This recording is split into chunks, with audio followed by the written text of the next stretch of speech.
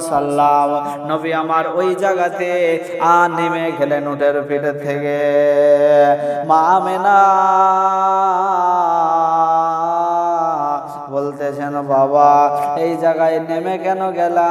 গরম বালিতে পায়ে ফোসা পড়ে যাবে। উটের ওপরে উঠে এসো, উটের ওপরে সওয়ার হয়ে চলো। আল্লাহ নবী বলতেছেন, মা আমি আর উটের ওপরে চাপবো না। কেন চাপবা না? বলে, মা এখান থেকে 2 কিলোমিটার দূরে আমার আব্বার কবর আছে। আমি যদি ওপরে হয়ে যাই আল্লাহ নারাজ হবে না, ফেরেশতারা নারাজ হবে না, মাগো পৃথিবীর কেউ কিছু বলবে না। কিন্তু আমি নবী, আমার কাছে আদব বলে একটা জিনিস আছে। আমি হলাম আদবওয়ালা। আমার কাছে থেকে মানুষ আদব শিক্ষা করবে। মাগো এখান থেকে 2 কিলোমিটার দূরে আমার আব্বার কবর আছে। মা আমেনা বলতেছেন, বড় যদি আব্বা হয় ওটা হলো আমার শহরে মুহতারাম, শহরে মুহতারাম। সে যদি তার আব্বার সম্মানার্থে নিচে হয়ে যায়, আমি কেন ওপরে বসে থাকবো? মা আমেনা নিচু হয়ে গেল। মা আমেনা নিচু হয়ে গিয়া আল্লাহর নবীজির সাথে হাঁটতে লাগলো। হেঁটে হেঁটে আপনার চলে যায়। বেশ কিছু দূর গিয়ে মা আমেনা একটা গাছের গোড়াতে আপনার দাঁড়িয়ে আছে। আল্লাহর নবী আব্বার কবরের কাছে গিয়ে আল্লাহর দরবারে হাত তুলেছে, মাওলা আয় আল্লাহ, মানুষ মাত্রের ভুল হয়। আমি জানি আমি আসার আগে কোরআন নাজিল হয়নি, এই জন্য আব্বা আমার কোরআন পড়েনি। আমি আসার আগে নামাজ আপনার নাজিল হয়নি, নামাজের আহকাম হুকুম হয়নি, এই জন্য আব্বা আমার নামাজ পড়েনি।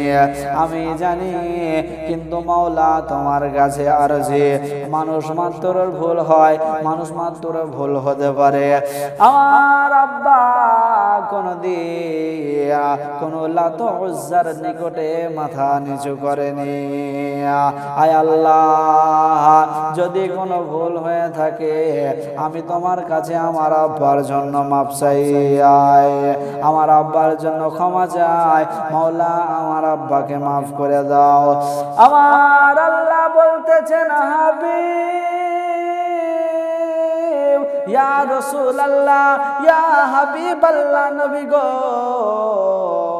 আপনার আব্বার জন্য দোয়া করা লাগবে না।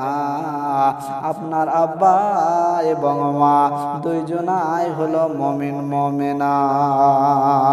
আল্লাহর নবীকে দোয়াকে ইক্তেদাম করে দিলেন।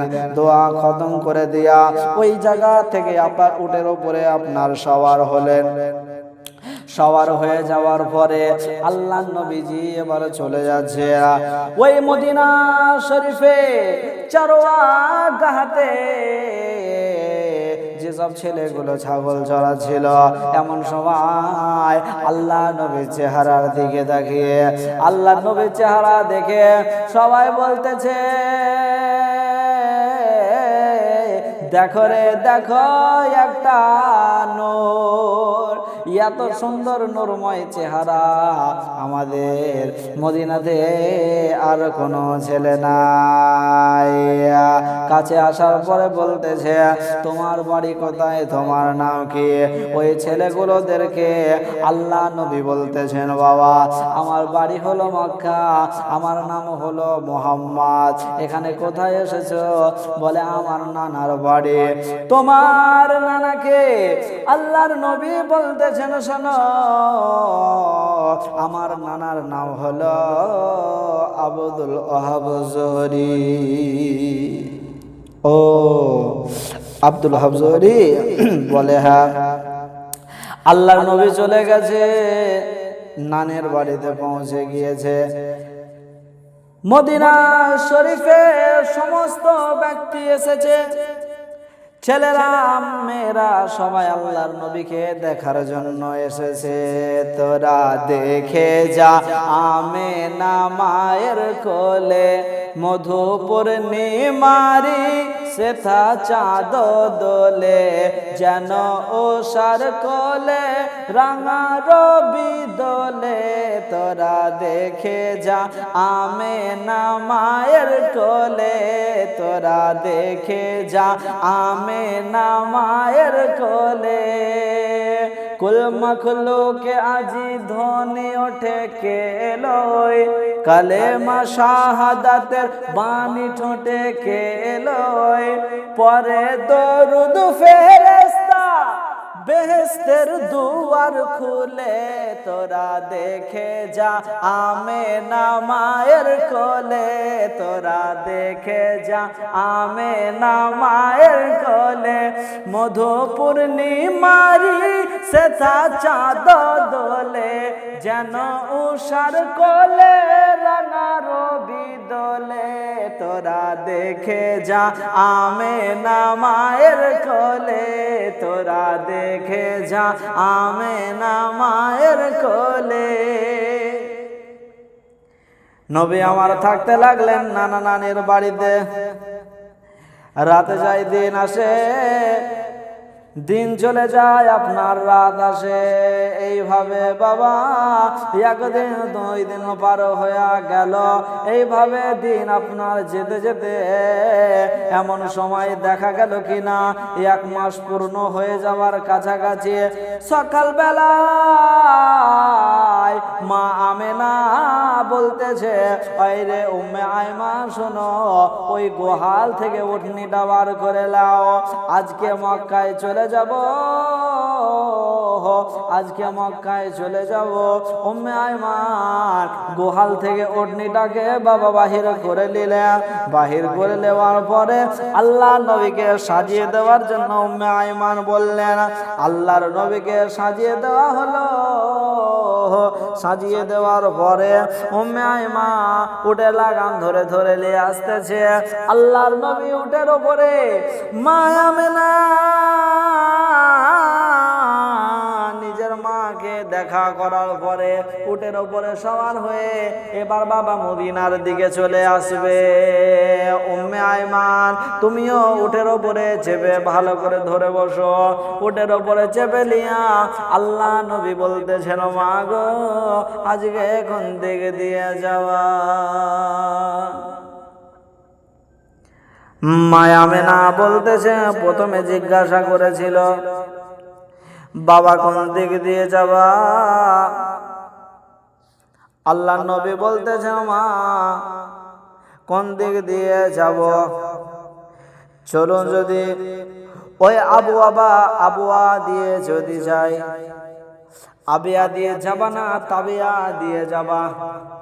আল্লাহর নবী বলতেছেন, যদি আবুয়া দিয়ে যাওয়া হয় আমার আব্বার কবরটাকে আর একবার দেখতে পাবো, আব্বার মাজার জিয়ারত করব। চলো মা আবুয়া দিয়ে যাব। আবুয়া দিয়ে আপনার যেতে শুরু করলো। এমন সময় হঠাৎ করে দেখা গেল মা আমেনার পেটে আপনার ব্যথা উঠেছে, পেটে যন্ত্রণা শুরু হয়েছে। এমন সময় দেখা গেল কিনা ওই জায়গাতে আপনার একটা পুরাতন বাড়ি আছে। ওই পুরাতন বাড়িতে গিয়ে আপনার যাওয়ার পরে বলতেছে, ও গো বাড়িওয়ালা, তোমাদের কাছে একটা কথা বলতে এসেছি।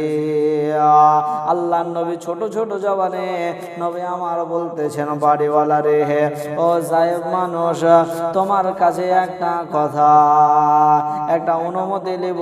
তোমার ওই যে বারান্দাটা পড়ে আছে, বাড়ির বাইরে যে বারান্দাটা রয়েছে রে, ওই বারান্দাটা শুধু একটুখানি বসবো, আর একটু বসে একটু আরাম করে দিয়ে চলে যাব। এত রোদের তাপ, এই রোদ আপনার সহ্য করা সম্ভব নয়। মা আমেনা আল্লাহর নবী ওই জায়গায় আছে, নবীকে তারা বলল আমাদের এখানে থাকার কোনো জায়গা নাই, থাকতে দিল না। নবী আমার ওখান থেকে আপনার চলে আসলেন। মা গো, ওই তো সামনে আবু আবা জায়গা, ওই আবু আবা জায়গায় গিয়ে তোমাকে একটা গাছের গোড়াতে বসিয়ে দিব, তারপরে কবর জিয়ারত করে পালিয়ে যাব রে মা। একটু ধৈর্য ধরো, একটু আপনার সবর করে যাও রে মা। আল্লাহ নবী সরওয়ারে দো আলম সাল্লাল্লাহু আলাইহি ওয়াসাল্লাম ওই জায়গা থেকে সোজা উটের উপরে সওয়ার হয়ে মা আমিনাকে সঙ্গে করে নিয়ে এই দেখেন বাবা নবী আমার চলে আসেন। ওই তো সামনে আব্বার খবর দেখা যায়। নবী আমার মা আমিনাকে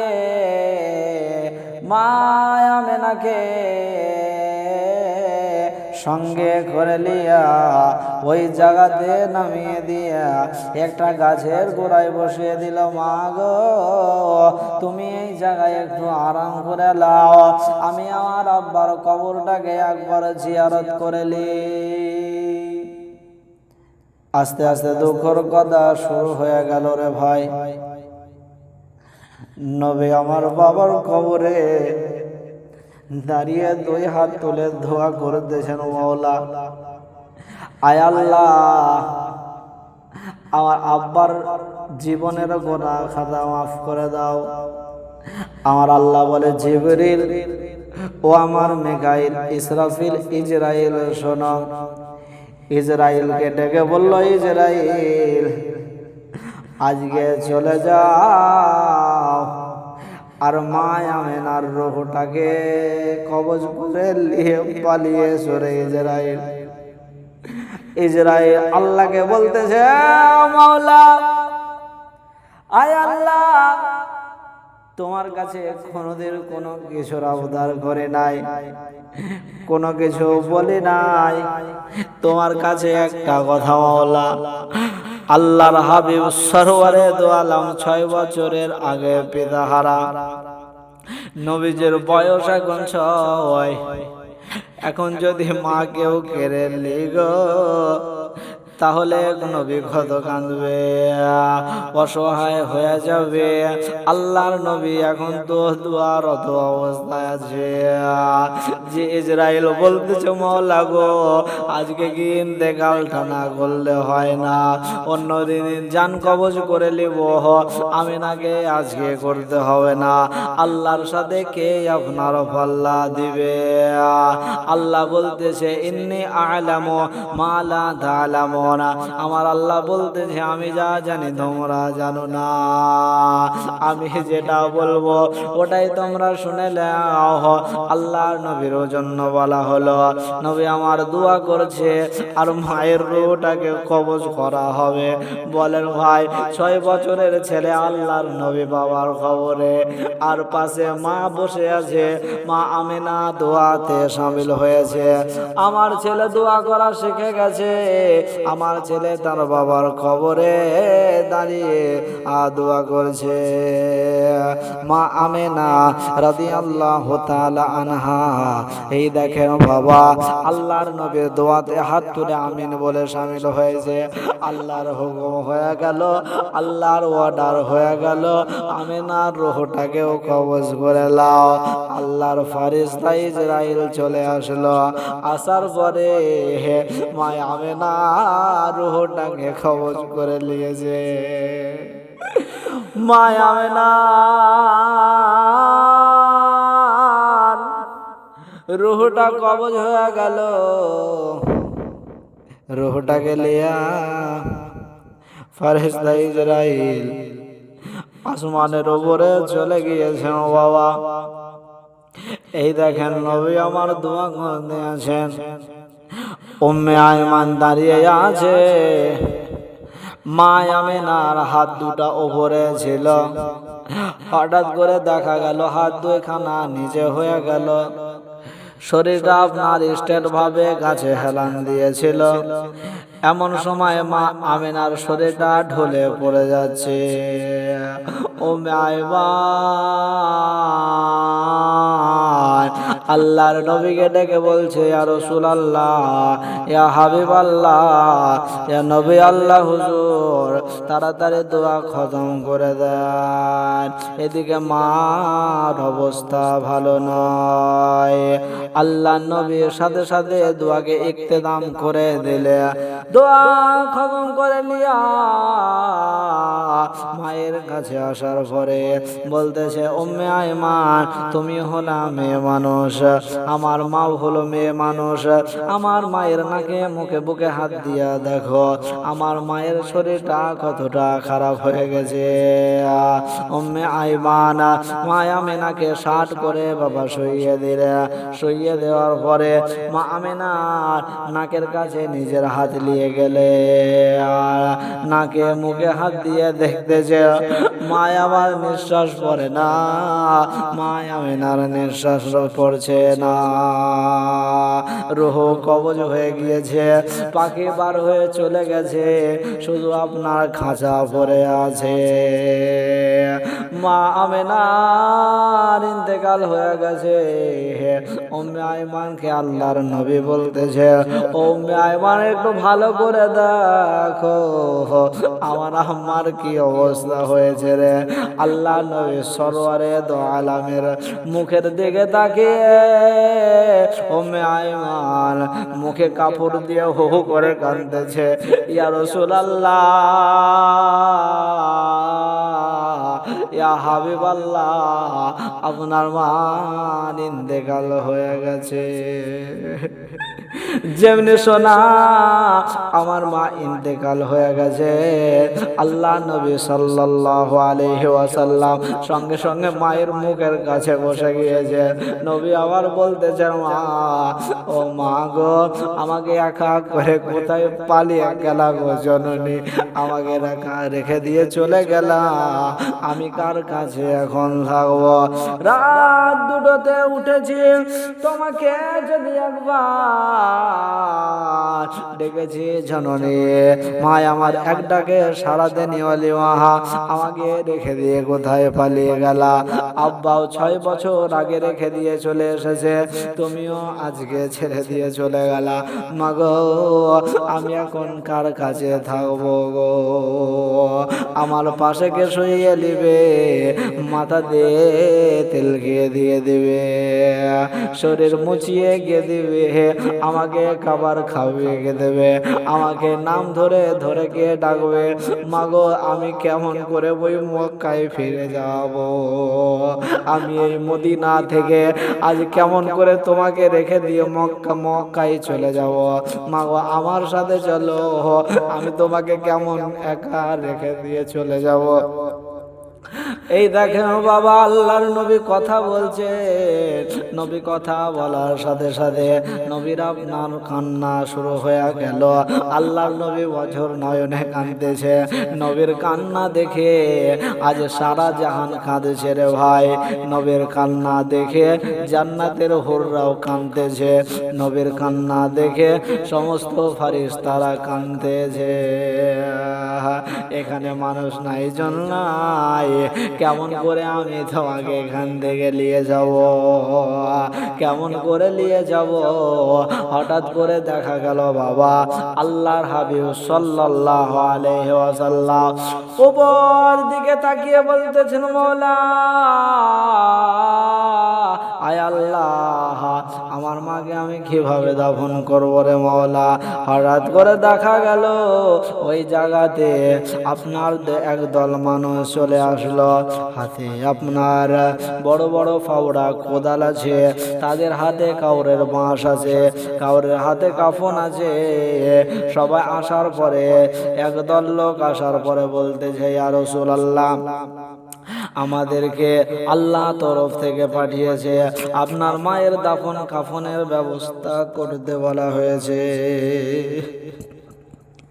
আল্লাহ নবী সাল্লাল্লাহু আলাইহি ওয়াসাল্লাম বললেন, দেখো রে, আমার মায়ের খবর কাটছো, আমি কেমন করে থাকবো? ওই দেখেন ওই জায়গায় কবর কাটা হয়ে গেল।